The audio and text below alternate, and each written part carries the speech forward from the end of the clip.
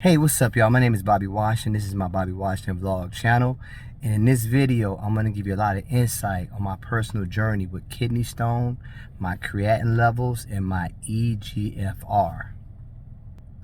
And I decided to make this video because I couldn't find any information, man, that would come from me to let me know when will my numbers actually return to normal, or will they ever.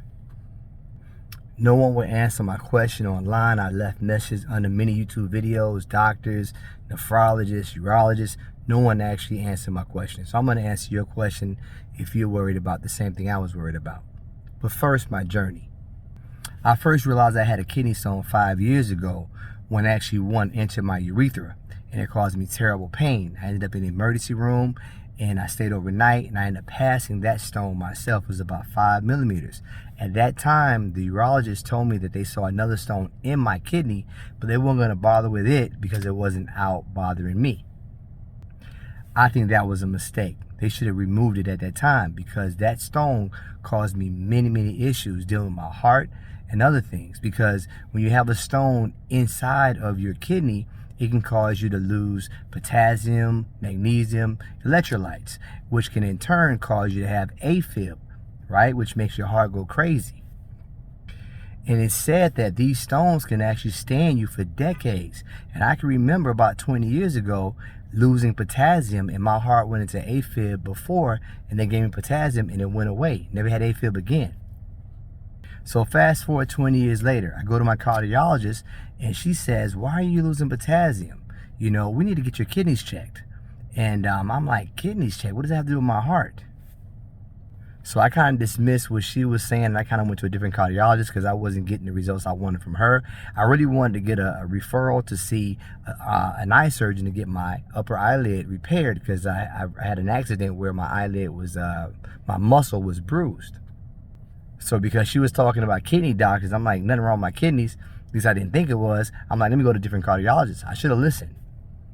So 6 months ago, I'm out of town, and I'm actually by myself. So I'm thinking because of anxiety, I had this problem. Well, the problem I had was I ended up wetting the bed, you know, where I was out of town in Georgia. And I found out now that when you wet the bed as an adult, you can have a kidney issue. So you have a stone in there that caused you to wet the bed. But my doctor didn't mention that to me at all. She just said, you probably just had anxiety, and that was it. She didn't even check my kidneys then, my PCP.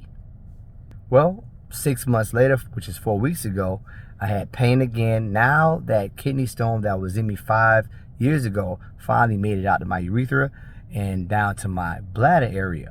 I tried to pass the stone on my own for a month. Didn't work. It was 7 millimeters. So my doctor said, "Oh, it's mine. Come back. We're going to take it out." So they took it out. Before they took it out, they took my levels. My creatinine levels was 1.96 before the surgery, and my EGFR was 42. The number for EGFR should be minimum 59, and it should be 1.2 at the highest for the creatinine levels. So after the surgery, right away, my creatinine levels went down to 1.67, still too high. And then my EGFR went up to 49, still too low. So 2 weeks later, I went to my PCP. She sent me out for blood work, and my blood work came back. The numbers were still the same. It was still 1.67 for the creatinine and 42 for the EGFR. I'm nervous at this point. I'm like, man, will my kidneys ever return to normal? Did this stone, you know, cause an acute, injury that's going to last me forever, or what? I couldn't get any answers. Like I said, I asked people on YouTube. I even went to their private IG channels. No one wants to give out any kind of information. No one wants to help. But I want to help. Now, what I'm about to say may not apply to you, but it definitely applied to me. It may apply to you. So what happened? Well, 2 more weeks, later, my numbers changed. And what I've been doing for the whole month is I've been drinking 2 liters of water. And I've been using this thing called Force Factor.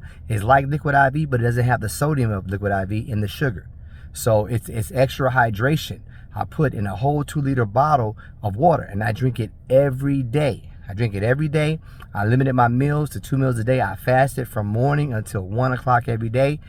Some days I would have something like some grilled chicken breast, or I may just have some sushi, like vegetable sushi. I lowered my carbs like to under 150 a day. Sometimes it's 50 grams of carb a day. My sugar intake was only coconut water, so no fructose, no sugar. I only had coconut water in the morning, which was like 10 grams of sugar. And then maybe, you know, if I wanted like something small, maybe like half of an apple, which is like maybe 8 to 9 grams of sugar. And I gotta tell you, I got my blood results back yesterday. I'm already up in range. It's 4 weeks later. My EGFR now is 69. I'm way above 59, 10 points above it. And my creatinine level is 1.2. So I'm within levels, right? And the numbers are still gonna keep going and going as time go on.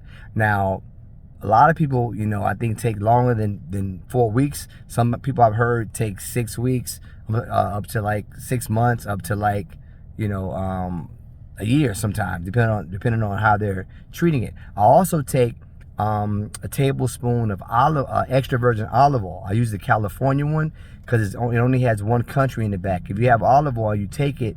If you have a lot of countries in the back, they have room to step on it, meaning they can stretch it with like seed oils, vegetable oils, bad canola oil, stuff that's really bad for your body. But if you have a single country like California, or maybe just France or just Sweden on the back where it says source, then those are quality extra virgin olive oils. And that thing helped me internally as well with blood sugars, blood pressure, and everything. That's another thing.